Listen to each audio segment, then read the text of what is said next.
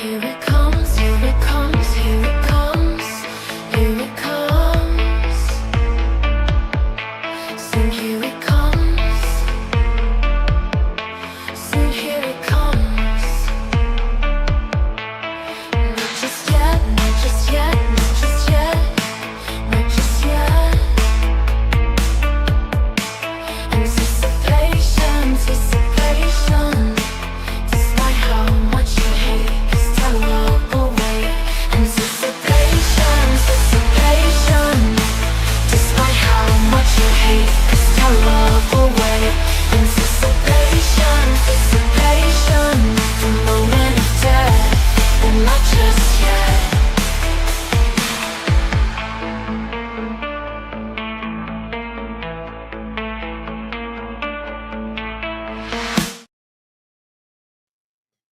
Well, hello there, and welcome to Retro Trekkers. Oh boy, it is time to have some fun, and I hope you are geared up for a good time because, oh boy, we're going to have a good time.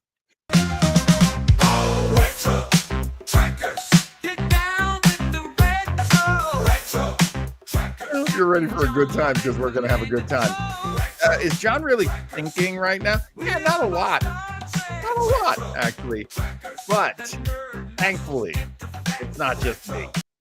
I am, of course, joined every week by the rest of the crew here on SB80, the voted once again the ricketiest space station in the Federation. We really we like to be rickety here. And when I say we, I mean, of course, me and the first officer. I believe you know Commander Joe Townsell. Commander Townsell, how are you, sir? Captain, sir, I'm doing just beautifully. I want you to make it clear for me, though. I need some clarification. Are we going to have a good time tonight? We're going to have a good time tonight because we'll be having a time that is very good. All right, sounds great to me. And before bringing on our other crew member, I want to thank you for my anticipation commercial. And by design or not, it fits well within our theme tonight of timekeeping, so to speak. Oh, all righty. That's so if you weren't cool. thinking about that, take credit for it now. I'm giving it to you. All right. Thank you. Things are, of course, always crazy here at the station. And that's when we need to talk to the chief himself, CPO Eric Kramer. Hey, guys. One of the recruits made some toilet wine, and I think he hit some wrong buttons. Oh, no. Got to clear that turbulence. We're working on it, though. We're working on it. Don't worry. The wine's pretty good, though. Well, that much at least. And Chief, if you need to, if you start shimming to one side, make sure you go the opposite direction. Okay. We got. Hang on. Okay. Oh, stabilizing. We're back. Oh, thank God. Also reporting are Ensign Rosario and, of course, Lieutenant Rulebach. I don't know if I've ever told him he's a lieutenant. Chris, you're a lieutenant. I made that up. Don't you dare say lieutenant. You are a lieutenant. That's okay. That. Tonight, of course, we are going to talk about an episode that I had never seen, that Eric had never seen. It was chosen for us by Commander Joe. And this is going to be a little bit of fun. Maybe a touch, maybe a smidge. Smidge of fun. If it doesn't start out fun, we'll make it that way. How's that? Hang on. I'm moving some tabs in my browser. Okay, let's get into the genesis. Like Swiss watch. So I'm telling you. What's that, Eric? Like a Swiss watch. This show. Oh man, I missed my nap and back. Oh, that's what's going on. Okay. Okay. Now, all right. Now I'm okay. All right. Does that make a lot of sense now? Now I get it. I have 2 dogs, 3 cats. Everybody needs to be babied. Normally the missus is here to do it. But let's talk about this episode. This is, of course, from the series Voyager. It is called Timeless. It is from it is from season 5. It is episode 6. It originally hit the air in 1998. Very good year for me. I believe I was still working on the Hughleys with Eric in 98. That would be a good time. That is correct. I think that, yeah. This one is the 100th episode of Voyager. Yes, exactly. That's the kind of enthusiasm. Are we sure that John didn't hit that button by mistake to make you rock and roll, Eric? I'm not sure now. I'm a little sorry. I apologize for the toilet. Toilet wine and lack of sleep is not a good combination. Now, what we have here is a very, very interesting team put this together. You've got Joe Menosky, who is a writer, I believe. You've got Brandon Braga, who is one of the high-level producers. And the story was worked up from an idea that Rick Berman had. We'll talk about that later. Yeah. And so story by Rick Berman, Brandon Braga, and Joe Menosky. Teleplay is credited to Brandon Braga and Menosky. The director, and I kind of love this, LeVar Burton. I saw that. Yeah. So did he do a lot? he No, directed a few, didn't he?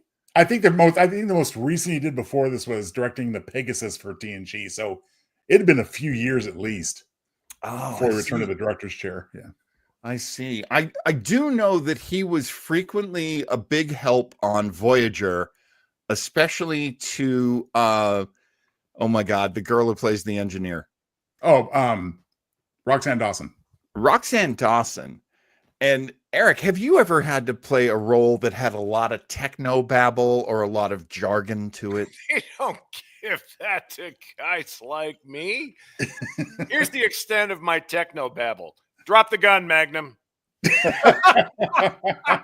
That's the extent. That's the extent of my technobabble. Oh my God. And the extent of my technobabble would be something like there's a pause and then I go, well, that was awkward. I've done plenty of that. Shouldn't have hit this. Hey, Mr. Wells. Mr. Wells has joined us. That's fantastic. Good to see you again, William. As we take a look at this, really, we should do it in the very best way possible, and that is through Joe Townsell's inimitable, delicious, light and fluffy beats. So let's hit the beats, shall we? Good kind, gentlemen. Thank you. Just like your favorite scotch on the rocks, the USS Voyager is on ice. Retro Trekkers presents a timeless tale from Star Trek Voyager. Voyager's 100th episode begins on an ice planet just like Hoth in The Empire Strikes Back. You know, it gives new meaning to the term cold open. Given Voyager's bumpy landing to come, we can't help but wonder how the crew made it through the first 99 episodes. In this one, Chakotay and Harry Kim have beamed down to the frozen planet in search of a huge ship trapped in the ice. Well, they find one, but it's the RMS Titanic. Just joshing. They continue their hike through the snow and finally locate their old stomping grounds, buried beneath the ice. The USS Voyager is encased in a glacier under their feet. It is 15 years in the future. Once inside the frigid vessel, Chakotay and Kim spot Janeway in Paris, frozen on the bridge. Soon, they locate who they came for. They recover Seven of Nine's body. I mean, wouldn't you? Even as a popsicle, our favorite Borg is looking mighty fine. They also collect the Doctor using his mobile emitter. Believe it or not, there is a plan beyond just taking a gorgeously preserved Seven. Chakotay and Kim return to the Delta Flyer in orbit. There, they join Chakotay's main squeeze, Tessa Omond. Kim reactivates the holodock, and the poor doctor is traumatized. He is, after all, a perpetual victim of being put on hold for long periods of time and awakening in screwed up futures. Kim explains to the doctor that 15 years prior, the crew had attempted to use a brand spanking new quantum slipstream drive to bring Voyager home in mere days, with Chakotay and Kim leading the way in the Delta Flyer. Alas, the slipstream got wonky, bringing Voyager close to the Alpha Quadrant, but also causing it to crash onto the ice world below. The Delta Flyer duo emerges from the slipstream somewhere else, found their way to Earth, and immediately started to concoct a way to change this less than desirable future. Chakotay and Kim have spent the last 15 years searching for Voyager, much to the dismay of Starfleet. The Doctor grows impatient and urges Kim to get to the point already. Kim explains that he can send a message back in time to 7 of the past, using a stolen Borg temporal transmitter, which would then prevent the accident and erasing this horrible future, where the entire crew of Voyager now exist only as ice cubes. The Doctor makes a remark about Chakotay and Kim being akin to Bonnie and Clyde. Kim misses the point of the comparison, and they both get to work. Oh. It's flashback time. We come back for the commercial break with a slow-mo shot of confetti and streamers being tossed about. Hey, it's a wild bash in engineering. B'Elanna smashes a bottle of Chateau Picard, a very good vintage by the way, across the railing surrounding the warp core. 7 of 9 imbibes a single flute of the bubbly and gets totally inebriated, causing the Doctor to conclude that the Borg are lightweights. 7 proclaims the Doc as her BFF as he escorts her away from the shindig. Oh yeah, almost forgot. What are they celebrating? Why, the good old aforementioned slipstream drive, that's what. Alpha Quadrant or bust. Ironically, Tom Paris is being a buzzkill. He is not at all optimistic after running several simulations, every one of which concludes with Voyager going boom. Oh, pish tosh, says Harry. It's such a tiny variance error after all. Surely not enough to lead to Voyager's destruction. And we all know how much Harry wants to get back to Earth already. Harry and Tom run a whole slew of simulations on the holodeck. After about 100 unsuccessful run-throughs, Paris convinces Kim that it's time to level with Captain Janeway. Now Harry does have a plan. He offers to fly ahead of Voyager so he can record data from their flight in the slipstream and transmit back any needed adjustments. In theory, this will prevent Voyager from being knocked out of the slipstream, thereby avoiding destruction. In theory. Nonetheless, Janeway will consider it. But first, a romantic dinner with Chakotay and Janeway. The on-again, off-again couple have one of their debates about whether Kim's plan should even be implemented. Janeway has decided to approve the attempt. Chakotay doesn't seem so sure, but keeps his mouth shut. So with that settled, it's time to nosh.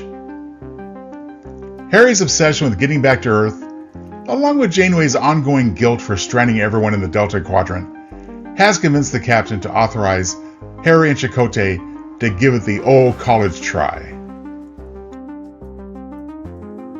Alas, the plan did not work.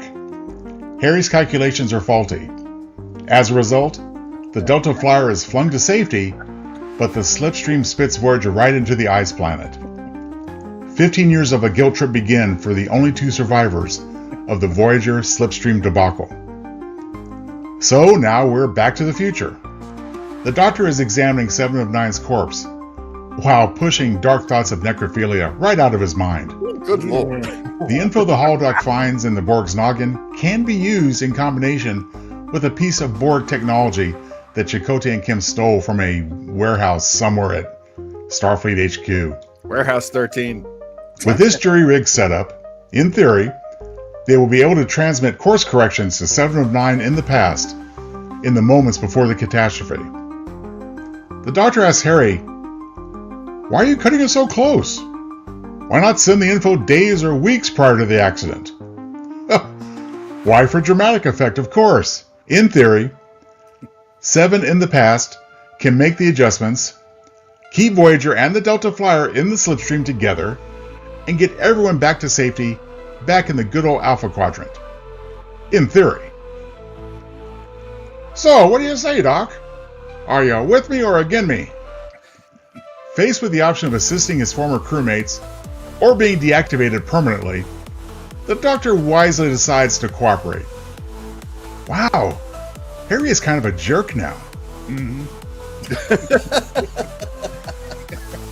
Yep. As the Doctor and Harry work, Chakotay and his girl Tessa detect the USS Challenger in hot pursuit.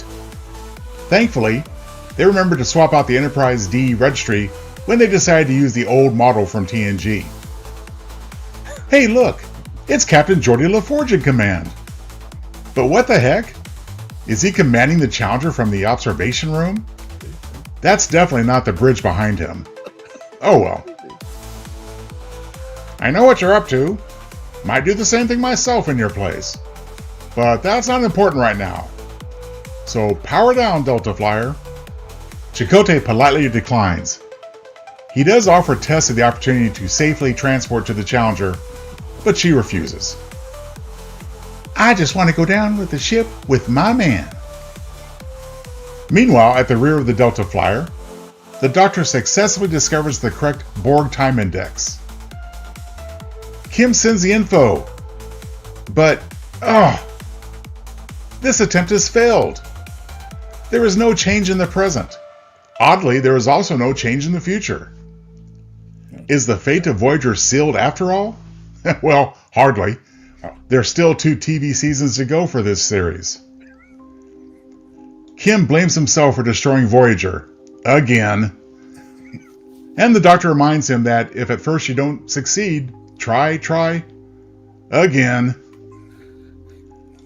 Okay, so we don't get Voyager home safely. This time. But how about sending a different message? A warning. At least you won't have the blood of over 150 people on your hands. You know what, Doc? You're right. Let's put Plan B into effect. To get her done, Harry needs the Doc's mobile emitter. He swipes it with the Doctor's approval, and the holodoc vanishes from existence. As the Challenger opens fire on the Delta Flyer, an overload starts to build in the warp matrix. Kim sends out the signal in the nick of time, again cutting things way too close, even for dramatic effect. The Delta Flyer's warp core breaches, and it's blown to smithereens. In the present, Voyager once again enters the slipstream. Then, they lose communications with the Delta Flyer. Third time's the charm, maybe? Seven receives new calculations from the future. Janeway assumes they're from Harry. Well, in a way she's right. Janeway orders Seven to implement those changes. But this time, the slipstream fails. Voyager and the Delta Flyer emerge safely. And hey, it wasn't a total loss. We're now nearly 10 years closer to home. Hey, Captain, here's a thought. We now know that we can use the slipstream safely for a few minutes anyway. Why not just do this a few more times and voila, we're back at Earth. Nah, says Janeway. We still have 2 more seasons of this series to do. So the captain orders the dismantling of the slipstream technology.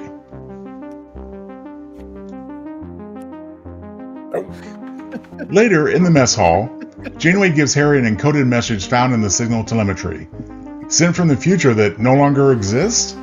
So, how is the future message still a thing? Hey, just take Janeway's advice and not dwell on it too much. You'll get a headache if you do. Check it out! The message from the now non-existent future is from future Harry to past Harry. That sneaky guy recorded the message while he and the Doctor were supposed to be doing critical work to save the day. Boy, good thing time wasn't of the essence. So what's the warning? Simple.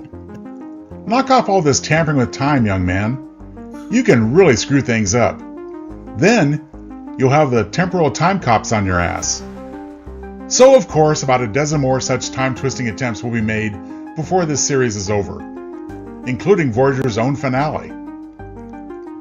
So, young Harry sneaks a peek at old Harry's rank. Oh, a single pip on the collar. Oh well, looks like poor Harry Kim is going to be a lifelong ensign after all. Hey! Oh Like my that goodness. capper. Oh, and now once we do the beats, Well, time to get down and dirty, of course. time to get down and dirty. So let's talk about it. What'd you like? What'd you not like? What jumped out at you? What were you missing? Let's let's start with CPO Kramer. Oh, of Chief. course. Let's start with me. Well, hey, another time traveling episode where you got to go back in time to change things to save the present. What an amazing original idea. I'm kind of amazed they haven't thought about doing this in any other episode of Star Trek. That aside, whatever. I mean, it's fine. One more That's glass all right. of toilet wine, it'll be better. Here's my theory about Voyager. Okay. I think if you can watch Voyager and go, it's fine, then I think that's a successful Voyager episode. Because honestly, I would steal that from you and sum up the entire series with, it's fine. There are people who like it. It's somebody's Star Trek. it's exactly what you expect from this story. The things go wrong exactly where exactly where they're supposed to go wrong. The day gets saved just at the exact okay. I think there are little moments that they address in this episode that maybe doesn't get addressed in other episodes. Mr. Townsell, do you recall anyone ever saying, look, if you're going back in time, I'm trying to paraphrase the doctor's line, it can't be that hard. It's not like they're going anywhere.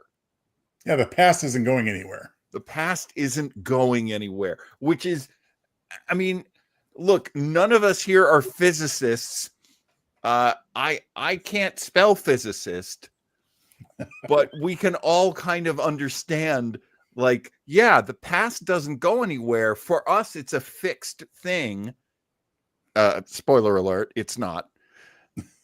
And I just wonder if did they get any further with the idea when they used it this time? Because I can't argue with Eric. This is a go back in the past and fix something terrible episode. We've seen it on not only every Star Trek I can think of, but every science fiction show practically has had something like this. So, Mr. Townsell, is there anything new that you think they revealed in this one? Nope. Thank you, everybody. Been a hell of a show. Pour yourself a glass of toilet wine on your way out. See you next week. There you go. Thanks, guys, for stopping by. No, I mean, anything new, I can't put my finger on anything, but in my opinion, one reason I suggested it is because it is a better than average execution of this idea, although it's tried and true trope time on this. Yeah. But having said that, there are a couple things. I alluded to one of them in the beats. Why do they always want to go back just before all hell breaks loose? Right. They did it most notably in Generations. Oh my God. Okay, John Luke, you can go back anywhere you want. Go back like seconds before disaster when everything could go wrong. I mean, in that movie, where do you want to go, John Luke? Send me back to 10-4 when I first met Soren and say, security, apprehend this man. Yep, absolutely. Right. No, we're going to fight him again on the hill with 80-year-old Kirk. Well, that'll do it. But no, I mean, but there's some emotional ambiance here that I appreciated. As I mentioned in the green room, Harry Kim is not my favorite character, not because of the actor Garrett Wong, but because the writing just lacks quite a bit of the time for him.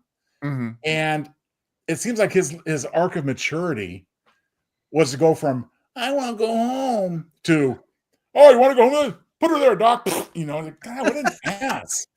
You know, he became a bully to bully in one generation.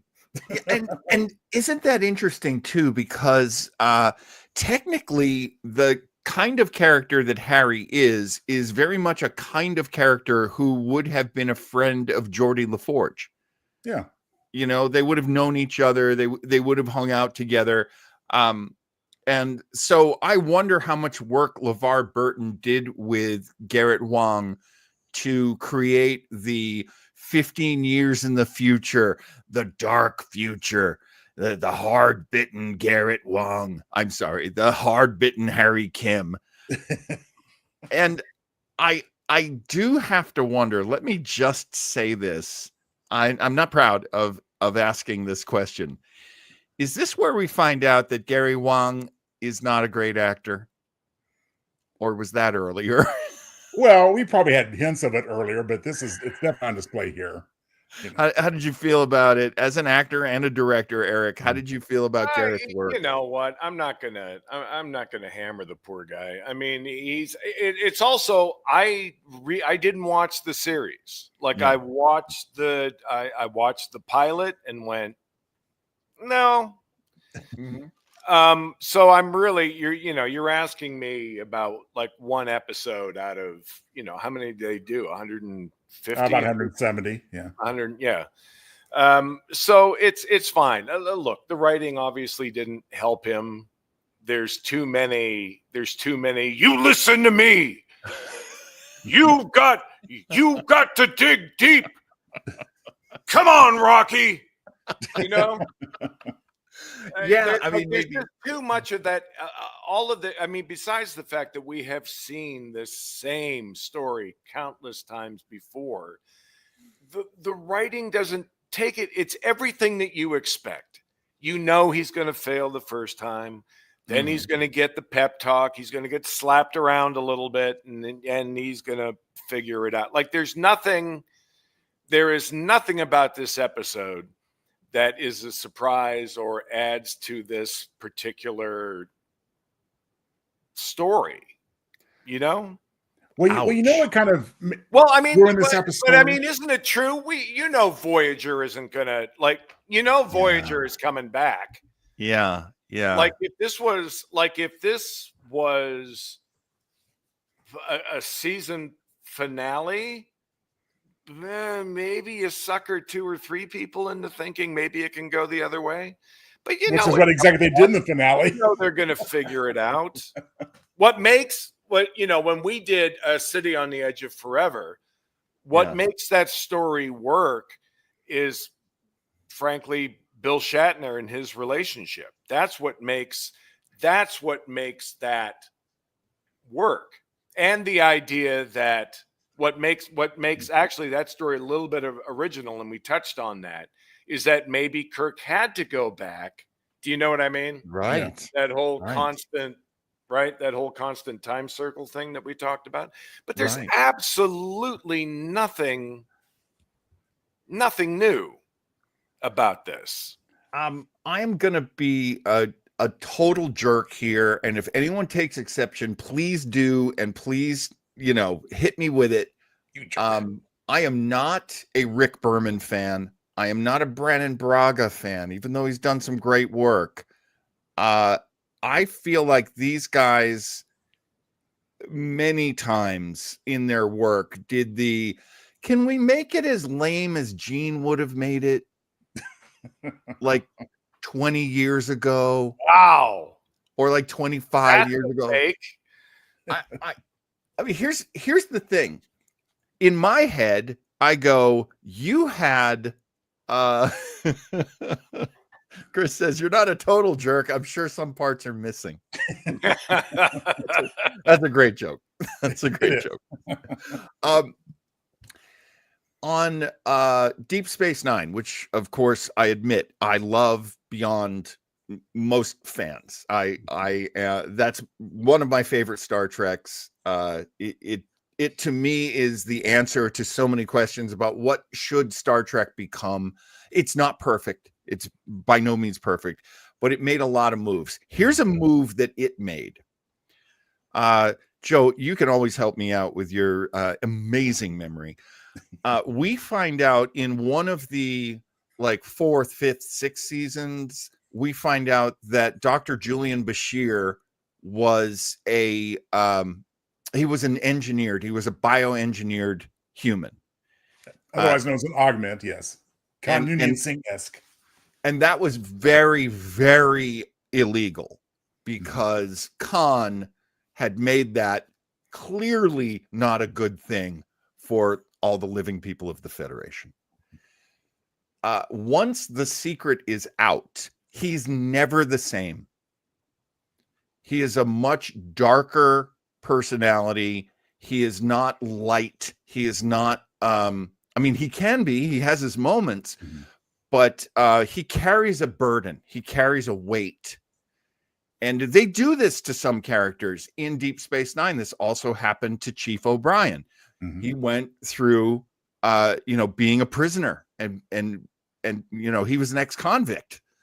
And he carried that. There's all of this gravitas to the character. And I'm like, it was your 100th episode. You centered it around the character who was always considered a joke. Harry Kim was always an ensign. He never moved up. He never got a specialty. Tom Paris got like 6 specialties. He could design spaceships. He was a doctor in his spare time. I mean, they could do it. They did do it. There was this joke behind Harry that he's never going to, transcend. And they came up with a different kind of Harry, and they went erase. Yeah, reset. Reset and factory settings on your Harry Kim. Not that they ever considered it. I don't know if they ever would have. But to me, to have like a Quantum Leap kind of a thing where like the grizzled, I kind of think of him as like Logan, Wolverine. That's what they were going for with this Harry. The 15 years of survivor guilt, the becoming an outlaw, because then you need to do more than put highlights in his hair. I'm surprised they didn't do the scar with the break in the eyebrow. Because let me tell you something. There's a whole bunch of folks out there who think that's really attractive. Well, guys, here's the thing. This type of story was going to suffer anyway ever since TNG's 7th season, because during their last season, they did a show called Parallels, which focused on Worf and took him through countless alternate realities. Right. That should have been the last time that type of story was ever told. Because everything after that is like, we've seen this before. And that's the thing we're getting here. And especially within Voyager itself. Yeah.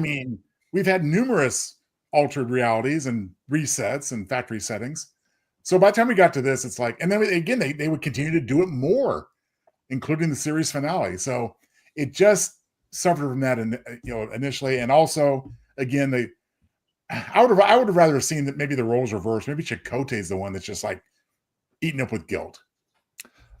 Chakotay's just like going along for the ride. Like, yeah, okay, me and my girl will help you out. I'm the only friend you got left. I've never thought Chakotay was properly written. Such an insane rage. They're fucking. What? Dude, calm down. Holy Christ. Anger management much? I think that's how we know that Harry is like, the darker Harry. He's like the cynical Harry. Like, he threatened the doctor with non-existence. They go, that's the line you unleash on? Yeah. Well, Then he throws a little temper tantrum when he fails the first time. oh yeah. Yeah. Oh, wait, Well, this sucks. yeah. Like he's never failed before, because we Right. know that for 15 years he's been carrying this. And Like in there's all like that there's an 15 years, opportunity. Like there's an opportunity there.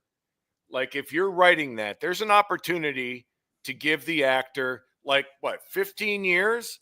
Like what you're talking about, survivor's guilt. You finally get to the moment when you can fix it, yeah. and you realize you can't, and you get like that moment from Wrath of Khan with the shields are coming down, we'll raise them, I can't.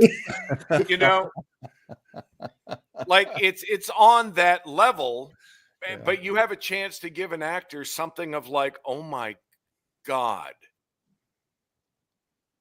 Yeah. Like the only thing that's kept me going in this life is the chance to save these people, and I can't do it.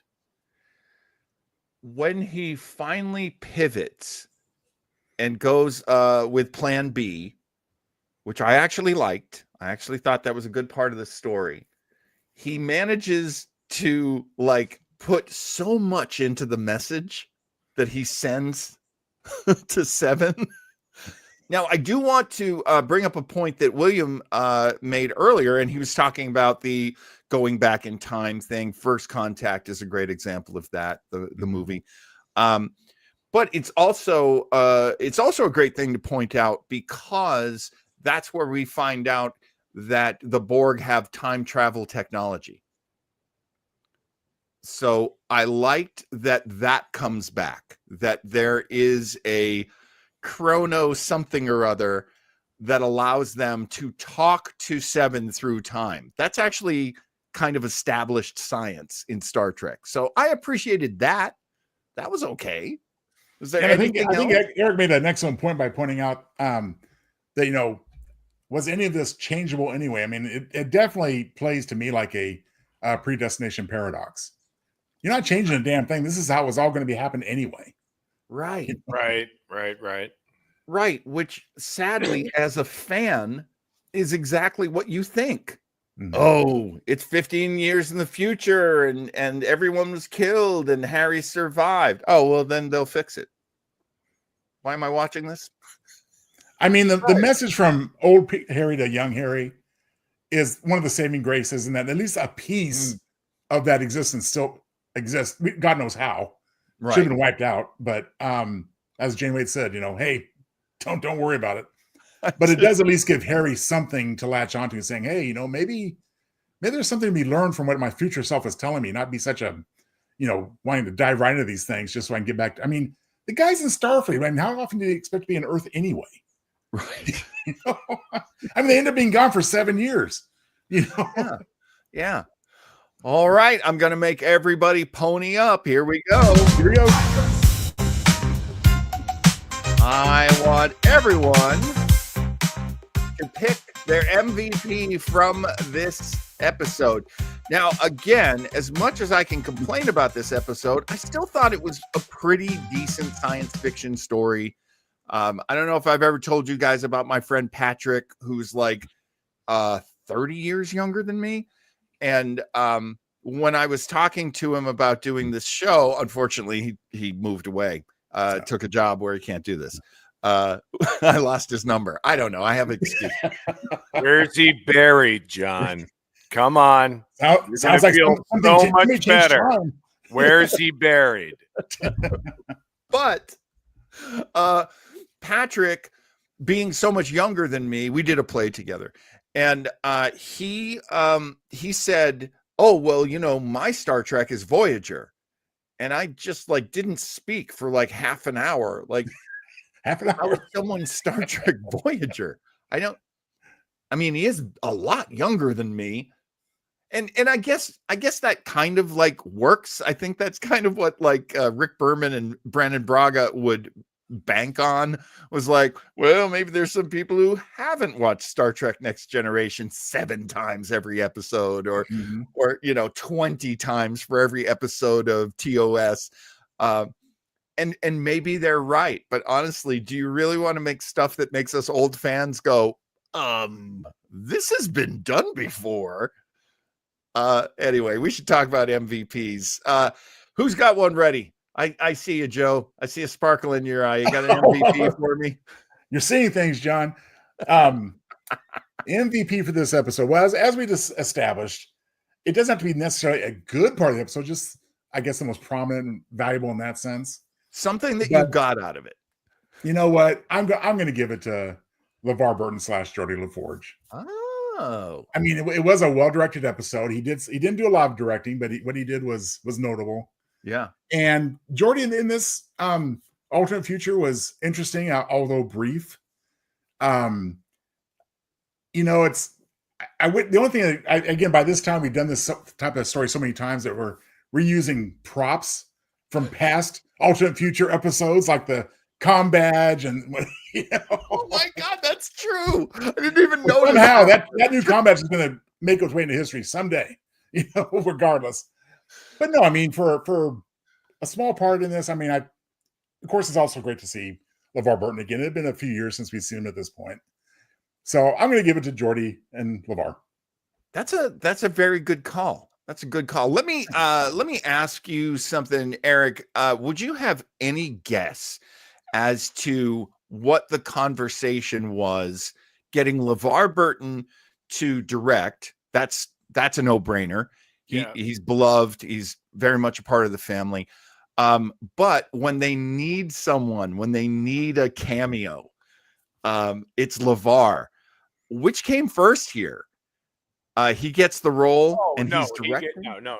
He gets the director, and they go, you know what would be great? Let's bring back Geordie. And it's not even half an hour, Right. Sit in a chair and talk. And plus, he actually gets a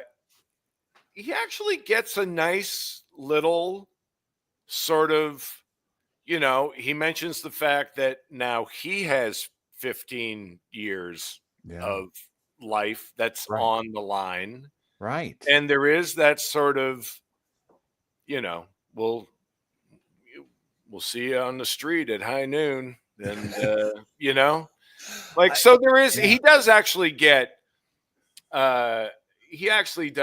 like a nice little scene. Like I was so worried you're going to come to me first. And then when Joe started talking, I went, well, yeah, of course. Absolutely. That's the MVP. I really did like him a lot in the role. Somebody had to carry the gravitas. Somebody had to carry, the seriousness of this situation.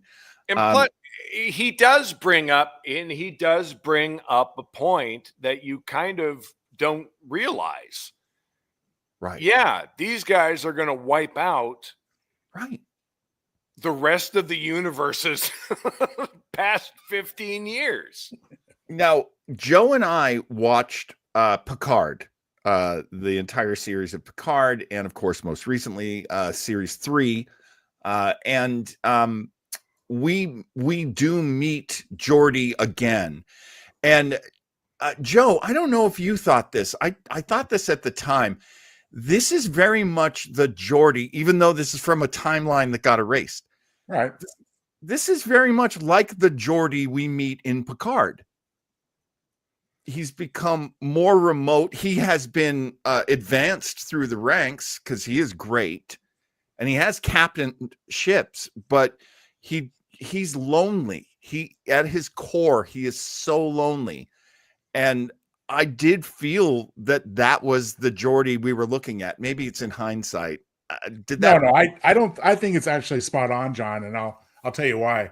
I mean, we are seeing Geordie in this pretend future, but the people are who they are.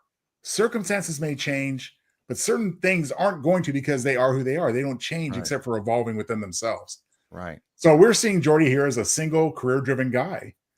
And then about 5-10 years later, time-wise, we're seeing him as Commodore LaForge in Picard season 3. And I think it was a very natural progression that would have existed in some form, no matter what the paths took. I think my favorite line from this episode and I'm not going to be saying it verbatim, but it was basically, I know what you're trying to do, and I don't blame you. I would be trying to. Yes. And he has. And he has. I mean, Geordie is the right guy. He is so much the right guy to be the captain of that ship and to say, look, I got to take you in. I don't want to. I have to take you in. But can I be a complete jerk and say that I had a different MVP? Well, of course not. Who did you have? I've got the doctor once again. Oh, yeah. Good choice. Yeah. The EMH. I mean, he really is the guy. Isn't it funny that it's not Chakotay who goes, stop being a whiny little bitch and figure something out? It's Chakotay pretty much like, yeah, I'm with my girl. What are we doing again? Yeah, I don't know if we're going to ever meet her again. So there was only one moment of the doctor that kind of spoiled that as being a choice for me, which I did consider. Yeah. But at the very end, and again, not the doctor's fault as a character, but okay, Doc, well, to finish our mission, I'm going to have to take your mobile emitter now and kill you. Okay, Godspeed. I mean, he didn't have any problem at all just being wiped out.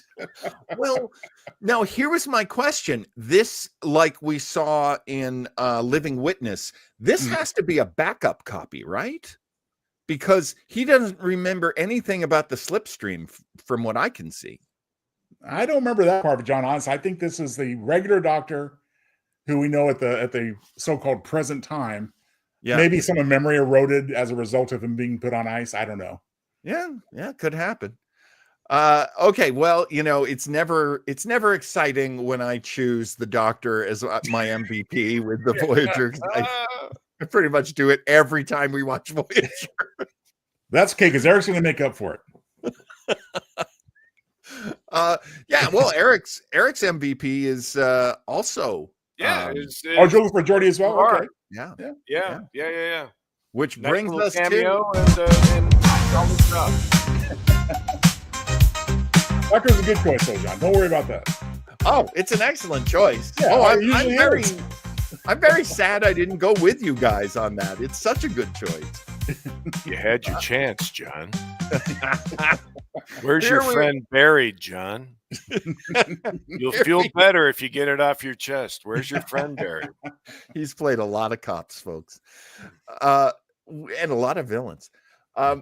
We're at Townsville's Tidbits. Let's talk about some tidbits. I did not look this up, so I hope I'm not putting you on the spot, but I believe there are some deleted scenes from this episode, Joe. I don't know if there are deleted scenes. What I do know, and this is what I was going to mention, is that, not surprisingly, Garrett Wong wanted this to be like a feature film or at least a 2-part episode. Now, maybe it would have benefited from a longer length on some levels, but I think what was really weak is it would have just made it weaker at that length. Yeah. So probably just what we got in a one shot here. There's probably something on the Blu-ray or something you could look as far as deleted scene, but I'm not familiar with it offhand. Yeah, I did not do the research. I wish I hadn't brought it up. Well, I mean, that could be possible what you're referring to. I know one tidbit about this episode. Just the one. Just the one. And it was Brandon Braga didn't know what the story was going to be, but he knew he wanted to have a reveal of Voyager being frozen basically in a giant lake. Yeah, we got that. Yeah. I mean, it is a very effective visual. Yes. Oh, for sure. I also want to bring up something really weird, which doesn't make a lot of sense now, but in 1998, sorry, dyslexia kicked in. In 1998, the X-Files movie was still kind of in people's memory. Mm-hmm. And that whole beginning, especially there are these people in the snow and they find this thing under the ice. And, that's very interesting, Chris. Because, can we say Captain America? Oh. That is super interesting. My God, we got to start doing a comic book show. I think we proved last week that we definitely have enough material for one. Absolutely. I mean, we all like comics. Superman sucks. This is how you summon Flobo. Lobo. It's like saying Bloody Mary into a mirror. You just complain about Superman enough. Anyway, it reminded me of the X-Files movie, the very first one, Mm-hmm. where we see at the very beginning and we go, oh, that's Mulder and Scully, right? And they're tunneling down and they get into this spaceship, and then we realize it's two cave people who just looked, in profile like them, silhouette. But that's kind of what we had in this one, which makes me sad because it's like yet another thing I think you guys were derivative of. But I could be wrong. I could be completely wrong. Maybe they never saw it. I don't know. Any other tidbits you got there, Joe? Oh, got a few of interest. I think the most significant one I have, courtesy of IMDb. Of course, the ship that LaForge is captain of is the USS Challenger, which of course was the name of the space shuttle, Right. tragically destroyed in 1986. Right. Also dedicated to that crew in Star Trek IV, The Voyage Home. Right. And in terms of repetition, this is the third time in the series that Voyager is destroyed. Right. And it's the sixth time that Janeway dies. Really? Yes. That poor lady, she was just... I had a weird little thought at that last scene where she goes over to Harry and she like, hey Harry, how are you? Like, she's so casual in like this kind of funny, odd way.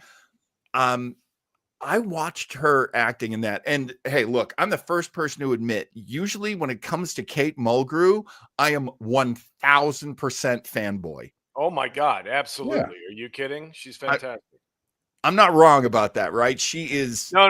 Kate Mulgrew is she's an amazing actress. Oh, I was a fan, but well before Voyager. I mean, I just recently rewatched. Yeah, me too. Yeah. Well, I just recently rewatched her on Cheers, as a matter of fact. Oh my God, that's right. She was great on Cheers. She was great on a sitcom. Yeah. Oh, Holy she's got very sharp comedic talent. My God, she was Mrs. Columbo, for Christ's sake. She was. Yeah, Mrs. Columbo. And frankly, I would watch that show now that I have seen enough of her and gone. She's terrific. My God. There was a series called Mercedes Man. It was based on Stephen King. Oh my God, I saw Mr. Mercedes. Yeah, Mr. Mercedes. Thank you. Yeah. Thank you, Mr. Mercedes. She was in the final season. I think that's what it was, like the third and final season of it. She was one of the villains. She was, oh man, she was a terrible, terrible person. She did so many wrong things and was such a great actor through all of it. Really great actors on that show, frankly. And don't forget Orange is the New Black, which I never saw, but everybody tells me she's phenomenal in that. Check it out. Yeah. So that little scene at the end, again, it is directed by LeVar Burton. Mm-hmm. My theory of how kind of odd and kind of friendly, happy, touchy-feely Janeway was, I think that was something Mulgrew wanted to do. I think it's also something where Burton said, absolutely, let's set up that shot. Let's set up this nice, intimate, informal. No, I think also, especially after Jerry Ryan came aboard, she wanted to be a little more feminine than she had been to that point, I think. Isn't that an interesting observation? I could definitely see that being true. It was weird acting to me when I saw it. And then my brain went, it's not that different from Avery Brooks in Deep Space Nine. Avery Brooks could be very forced, hail fellow, well met. He could be kind of dreamy. I hate to say it, but kind of musical comedy at times. And so at first I had I had a really weird reaction to that, but then I was like, oh, you never object when Avery Brooks does that. Yeah. And I wonder if there isn't some kind of Venn diagram between their acting, because my favorite comment from people who worked with Avery Brooks was Avery Brooks thinks like music. Everything to him is a musical thing, musical voices, musical rhythm, musical timing, which I love. It's a different kind of acting. Not everybody can pull it off. Yeah, it's just I kind of love her when she's weird. I love her when she's normal. I just love her. Well, and I think with Avery Brooks, it's I think they were really the first couple of years they're trying to really steer him away from the Hawk character, make him different. Then eventually he became more like Hawk, fortunately. Yeah. And there's one other lady I think we need to applaud, and I'll make my point. Let's have a round of applause for Genevieve Vougeot, who had the good sense to quit the role, so Kate Mulgrew could come aboard. Because man, that's some bad footage you can find on YouTube. I'll tell you. Oh, I've really? never seen it. Oh yeah, there's whole scenes that she had filmed. Oh wow. For Caretaker, and she knew it. She was not right for that Yeah. role. Yeah. Eric, you wanted to jump in. No, I was just saying, you were just talking about that final scene. How many times have we seen that exact same scene? Almost played that exact same way. That soft. I mean, my God, dozens of times on Next Generation. Yeah. That sort of low lit. Everybody's been through hell. Hey, got a little something for you. The box from your father, a blood, you know what I mean? Whatever Right. it was. Like Right. we've seen that scene played that exact same way countless times before. Right. It's that Well, whole bring it in for a soft landing. Yeah. You know? Yeah. Well, Janeway did give Harry Kim a even bigger gift in that last scene. Says, you know what, Harry? This takes place in the mess hall, and Neelix isn't here. Happy birthday.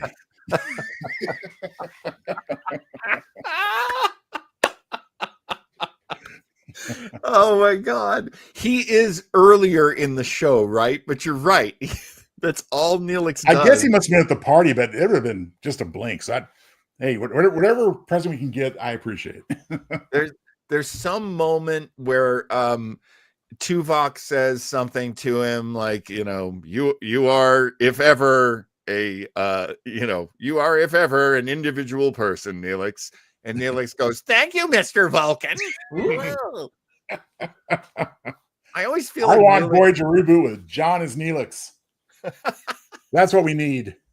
I always feel like Neelix is the party clown who won't leave the party. The thing that would not leave. I think that's it. Do we have any notes or thoughts Other than really? Took you 15 years to find that ship? Really?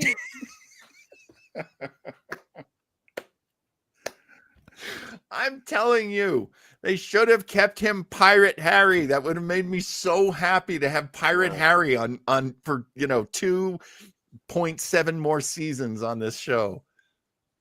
It did demonstrate that poor Garrett Wang, either as performed and or written, could not carry an episode. I mean, I saw one earlier, I think second season, the name escapes me, but he's in a alternate reality sort of, where he's back on Earth and actually never left Earth.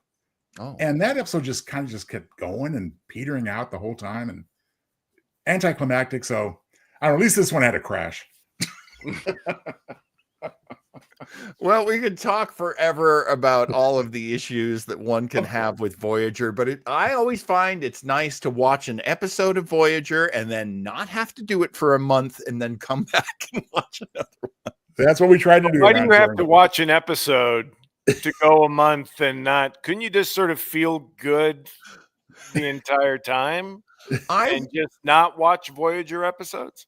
I think Joe joins me in this. We would hate it if this show was just the episodes we liked. Because you've dragged me through plenty of episodes. Eric makes a point. Don't give me that. Don't give me that we just do the episodes we like bullshit. Oh no, we don't. You guys have made me watch. My eyes have bled over some of these goddamn episodes. We've given Eric one good episode, and that's Sitting on the Edge. There will be more good episodes. That's not I true. Mirror promise. Mirror was really good too. Mirror. Yes. And just a little snippet of preview here. We will have CPO's Choice here in a couple weeks. So Yeah. stay tuned for that. Yeah, it's going to be good. It's going to be good. You're going to love it. Hey, you know what's going to be fun next week? Eric, you're going to like this. There's a very good episode of Deep Space Nine. It's called Profit and Loss. It's a look, Armin Shimmerman to me walks. Oh my God, I love him. I just fucking love that guy. Great. Eric, have we ever discussed this with you? If we have, shut me down immediately. One of the things that I learned watching the documentary about Deep Space Nine, The Things We Left Behind, is that when Armin Shimmerman would do a scene or a series of scenes in an episode, everyone who was in that scene was invited to his house and they would rehearse. Oh, I wouldn't doubt it. I wouldn't doubt it. Which I think, Dude was an early Antean, for crying out loud. Yeah, it's so hard when you're doing an hour-long drama to get any kind of rehearsal. It's almost unheard of. And so, basically they said, hey, look, we want to do this on our own. And all the producers were like, do it. By all means, go. Do it. And everyone around Quark is so good because they rehearsed together. And I would even step forward and say, and I'm sure Armin Shimmerman did a little directing in those rehearsals. I would not doubt it. No, I would not doubt that it was a group effort, actually. Once you're sort of invited into that environment, yeah, you know what I mean? It really becomes, everybody really starts working, you step it up. You step it up. You step up your game. You're there with the rest of the cast face to face. It's like, you're not going to be the weak link. Absolutely. Oh, are you kidding? Especially when you're working with Renee Auberjonois playing Odo, one of the great actors who did Star Trek. Like they, so look, we're going to see a lot of that in this episode. We're going to see a lot of Shimmerman, and I'm telling you, fantastic. I think he's incredible.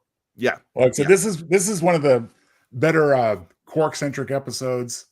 And the man with his performance and the interpretation of the character as Quark, I mean, he almost single-handedly redeemed the Ferengi as a interesting race within Star Trek. Absolutely. Yeah. Absolutely true. Yes.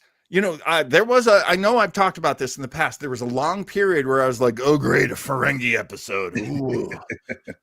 But it grew on me, and I realized, especially Renee Auberjonois and Armin Shimmerman, I realized what a gift it was to watch them at work, especially being an actor and going, that's commitment, that's innovation, that's spontaneity, like all the things they can do. So they're going to be bringing it. And of course, Aaron Eisenberg and Max Grodenchek, thank you. Yeah. The other Ferengi are fantastic. It's going to be a fun episode. So be sure to tune in next Tuesday at 7 p.m. on the Pacific Coast and 10 p.m. on the East Coast. Hey, if you're not doing anything Thursday night, I would love it if you drop by Mr. Weber's Webo Mystery, and I will play for you the first episode of Jimmy Stewart's dream project, the project he wanted to get made when his career kind of died down and the movie scripts were not showing up and the offers were not being offered.